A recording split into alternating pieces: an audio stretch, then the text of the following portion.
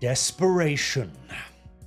It is the word that by far best explains and exemplifies why Wizards of the Coast are bringing back Dark Sun, the famous D&D setting today, despite the fact that they obviously, self-evidently, don't want to do so, as can be seen by the fact that they have chosen to omit one of the setting's biggest and most key features: slavery.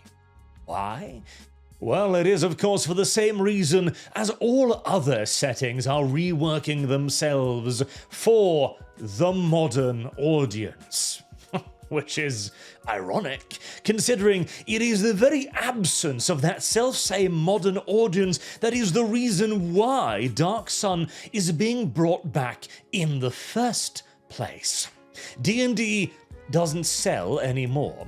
It isn't shaping culture anymore. It isn't popular anymore. Precisely because of its insistence on chasing the modern audience. And now, completely blind to their own failings, they are committing yet again to the exact same error, hoping that that sweet, sweet poison that we are all far too familiar with, nostalgia, will bring them back to relevance yet again.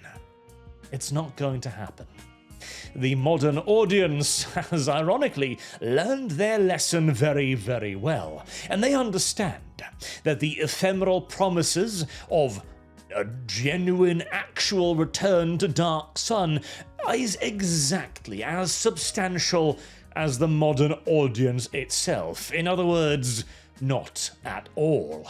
A mirage at the best of times and an outright malicious lie during the rest of the time. As the article here goes on to say, designers from the Dungeons & Dragons team discuss capturing the uniquely violent and gritty aesthetic of Dark Sun whilst also adapting its controversial history. And by adapting, of course, we mean removing. As they say here, it is a notable pivot for the company. Former D&D executive producer Kyle Brink said in 2023 interview Bob Worldbuilder that the Dark Sun setting is problematic in a lot of ways, and that's the main reason we haven't come back to it. The statement isn't that shocking considering that Dark Sun's past books used racial stereotypes and genocide as a notable element of the game's lore. Dark Sun is indeed a very dark setting, as the name implies. It is specifically intended to be a fallen world, and by and large, a hopeless one as well. It is supposed to be terrible, dreadful, and be immediately morally reprehensible and repulsive to the people who play it. But we can't have that today. But Bilson insists that the D&D team is taking the subject seriously. The content is being reviewed by sensitivity readers, Bilson said. In fact, we invested more deeply in sensitivity readers for Dark Sun, knowing the challenges it faces, which defeats the entire purpose of Dark Sun. Again, the point is for it to be horrifying. It is for the man to look upon it and cringe away in disgust. It is for it to be a terrible setting. To go through that with sensitivity readers is to not understand the fundament of the thing you are pretending to adapt. He also reinforced that the grittiness of the setting will still exist. He lied, but it won't rely on narratives of mass slavery. You don't have to have slavery in a setting in order for it to be oppressive. Bislan emphasized there are other forms of oppression out there. Okay, that is absolutely true. There are many, many forms of oppression in existence, but why not slavery? What specific moral injunction is there against slavery in this world? Why are the powers that be fully willing to destroy the environment, genocide entire species, and in essence still continue to enslave their populace, as they say here? He gave the example of Uruk, a city in Dark Sun that controls one of the leading armies in the region. That's because the leadership regularly presses people into military service or convince the poor to give up their freedom for a chance to survive.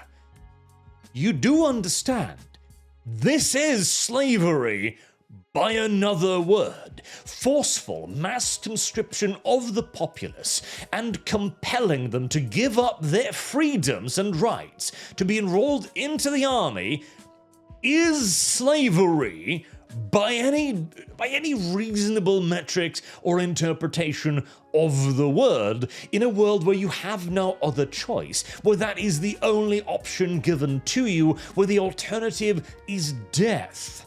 That is, in essence, the same, but with a slightly different coat of paint. So yet again, I ask, what specific moral injunction exists within the universe against slavery specifically? Labor slavery.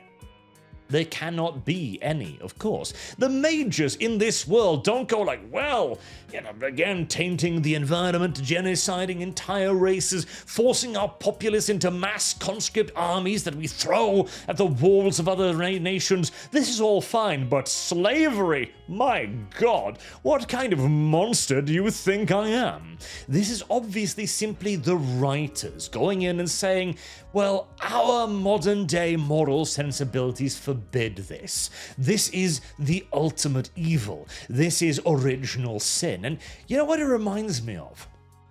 It reminds me of this particularly ridiculous panel showing the Joker going, well, I'm an American. I hate Nazis. I may be a homicidal maniac, but I'm not a traitorous bigot. The Joker has brutally murdered thousands, millions in some incarnations. He has tortured. He has... murder is the least of his crimes, really, considering on some of the shit he's done, specifically against the innocent, and all for the sake of literal shits and giggles. Understand, right here, right now, the Nazis would consider the Joker to be morally repugnant. Okay? The worst National Socialists would consider the Joker to be a villain within his own moral framework. As the Joker, again, he has no particular moral injunction against the Nazis. What is his objection? What, bigotry? The Joker kills people, anyone that isn't him, in essence, for no reason whatsoever, and yet we are supposed to believe that he holds true to some inherently valued and protected characteristics, that he holds the trans people or LGBT identities sacred, even as he does not hold life sacred? What, does he object to large-scale extermination of people? Again, the Joker has done that and more. Does he object to experimenting on people? No, he's done that as well. He has repeatedly brainwashed and experimented on members of the Bat family ad infinitum. Here's the problem. This is, yet again, merely just a modern-day objection to a past that was intended specifically to be horrible. Make no mistake, again, Dark Sun isn't the setting that goes, you know what, slavery's a pretty brilliant institution. I'm going to make a robust argument for the return to slavery. No, it is specifically used as a negative example, as something that should be abhorrent.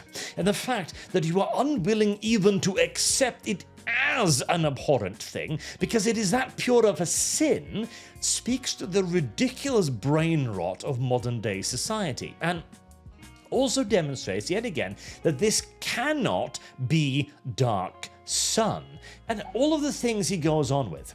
He hopes that the setting will offer players a chance to deal with more mature stories and themes, such as fighting oppression and tyrants. Oh boy, can you imagine fighting oppressors and tyrants? What a mature, modern-day, cutting-edge theme. It is the only theme that has been made available to us. What about fighting the tyranny of moral busybodies? What about fighting the oppression of people that say, okay, you can have your supposedly mature setting, but slavery, sir, no. I wiggle my finger at you most determinedly. That is a vile and unholy action. What, the mass oppression of huge portions of the human populace? Minor trivialities. By your own admission here, by your own creation of this setting, you place slavery as a greater evil than oppression and tyranny, as yet again demonstrated by your own willingness to be tyrannical towards your players, to carve this section out of your setting and go, no, you may not engage with that, sir. And even the stuff they produced, so the original Dark Sun art, it is immediately evident that this is a dark world. It is impressive, yet it still has capabilities within it. It still has competence. It feels unique, vibrant, and alive. Dangerous. Whereas the new art, it's just a dwarf. What is particularly oppressive about this? In fact, there's just a random quiet village in the background. Where's the threat? Where's the danger? How do I even know that this is Dark Sun? Hell, how do I know that this isn't just regular fantasy? Or another one, just a tiefling with an AI-generated background right there. Again, nothing apocalyptic here, nothing unique. A random elf, a black elf, of course. This is the exact same diverse characters we've seen throughout D&D. It even features the Mexican orcs. Oh yes, the orcs are in Dark Sun, and they are the good guys, obviously, because we no longer have a Dark Sun setting, because we no longer have a D&D setting. These are simply just Mexicans. Post-apocalyptic Mexicans, supposedly. What has materially changed for them? Oh, nothing, I imagine. Considering the D&D Mexican orcs now are simply just a wandering species of just humans wandering the plains, already living in a desert environment. Literally, the only difference between this picture and this one is the color of the sky. That's all we've broken this down to. The entirety of Dark Sun is nothing more than a color palette choice of the sky. That is it. That is all that has changed. And it is all that will change because of the moral sensibilities of the authors. It will simply be a lesser, reduced version of what once was. And I do also love here, I think they mentioned, what was it here, about wounds. Oh yes, the game will also provide mechanics for making wounds more brutal, healing less viable, and other elements that will help carry the gritty aesthetic that define the setting for many fans. This isn't an aesthetic, okay? This isn't an aesthetic. Going, well, you know, it's gonna take twice as many days to heal. That isn't a theme. That is a mechanic. It's barely even a mechanic. Oh, we're gonna make wounds a bit more sincere, a bit more severe, in fact. Okay? What does that tell me about the setting? That healing is more scarce, I guess? Whoop-de-doo. I mean, at that point, you're basically saying that our world is more apocalyptical than Dark Sun's. As here, guess what? Wounds are really fucking severe in the real world, okay? Our world is more apocalyptical. Okay, in fact, my sky today was a rather nasty shade of grey, okay? In fact, no, yes, exactly, that's it. That is precisely it. Isn't it? This is just today. Again, it's just California for the umpteenth goddamn time, where you can have the great supposed evils. You have there's supposedly a dragon somewhere that is supposedly killing some heroes somewhere, and again, it's just more D&D fantasy. This isn't supposed to be Dark Sun either. You're not supposed to be going out to fight the dragon unless you are at absolute ridiculous levels. They are supposed to be primordial forces, practically. The culmination of centuries of magical hoarding and countless crimes against reality itself to produce this kind of power. beyond this, beyond the existence of dragons, you're just looking at the current year. It's a horrible, oppressive, dark world of violence and things. Okay, so it's Africa, where healing is difficult, okay? So it's inner Africa. But no slavery, though, so I guess that kind of strikes Africa off the list as well. In fact, it sounds like a slightly better version of our world. As the entire idea here, yet again, comes down to, okay, we need to bring back Dark Souls. Why? Because the modern audience has abandoned us. We are no longer popular, we are no longer selling. But we must still appeal to the modern audience that has abandoned us by producing a setting and a game that explicitly runs opposite to the modern audience's values. And if they had at least dedicated to that, there might still be a hope. If they had gone, okay, right, this is explicitly the opposite of the entire audience we have attempted to build, because they have failed us. We will acknowledge this fact, but we will carry on ahead regardless, because we need to bring back this setting for the exact reason why we're bringing it back, for the hope that it will actually recapture some of the magic of DnD. But they're not.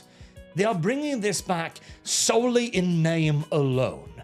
Dark Sun is merely just the title of the product. That is all this is. It is text on a page. It is not the setting they're bringing back. It's not the feel they're bringing back. It's not the themes or the ideas it's bringing back. It is merely just a collection of letters hoping that you will not be able to read past the title.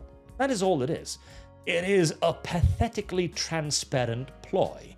And in the current day, I'm pretty sure it won't work. As we talked about just the other day with Insomniac's Wolverine, the audience has grown very skeptical of companies and their ploys to sucker them back in again.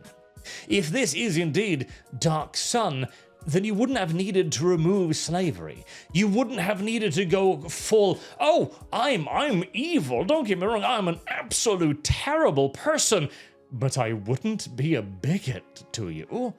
No, it's just your current sensibilities, repackaged for the umpteenth time, hoping that nobody will notice. If you can put up some sourceless, uninspired, random fantasy-looking art, you can't please both audiences. It's simply impossible. Let me finish on that note as well, shall I? There is no situation in which you can both capture the modern audience and the D&D audience. Especially not Dark Sun. It doesn't exist. It can't happen. They are polar opposites to one another. One group of people put their real-world politics first and above any fantasy concerns. By definition, they are focused first and foremost on the moral correctness, as they see it, of their politics, and therefore anything that does not conform to those politics must by definition be evil. Dark Sun is not merely just a morally repugnant setting, it and its creators, as a real material product, must be evil because they cannot accept a fantasy world separate from their own, because, again, their politics are paramount. It overrides anything else and must therefore, by definition, override your fantasy setting. Similarly, the other side of your fandom that just wants to play D&D by definition do not wish anything that superimposes itself on top of and beyond their fantasy setting, particularly when the point of that fantasy setting, as it very much so was with Dark Sun, is to be transgressive. You cannot have the two coexist. You will have to sacrifice the one to gain the other, and as ever, Wizards of the Coast has decided to appeal to the very same modern audience that has made this desperate Hail Mary necessary. The economical consequences are already set in stone. There is no avoiding them. The fate of the new Dark Sun release was decided the very second they, the current D&D team, decided to print out those letters on a product that could, by definition, not be Dark Sun. And they're clearly not going to learn that lesson. It's self-evident at this point. If even Dark Sun must be sandpapered down to meet modern sensibilities, then there cannot be any setting within D&D that ascends beyond their politics. They have now demonstrated, finally and utterly, that they are within the progressive sphere. Nothing can be allowed to rise beyond it. It must always be the guiding principle. D&D is dead. I feel like I'm stating the obvious here, because I am, of course. This is simply just the latest and most absolute example of the evidence. As again, here's the thing as well.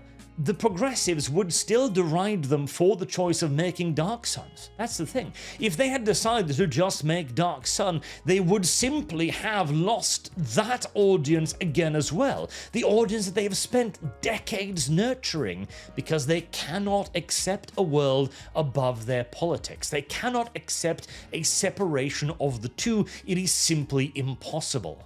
And that is the consequence of courting that audience. It is to never be able to please them. You're not going to regain your old audience, and this won't appeal to your modern one. What tiny portion of it still remains.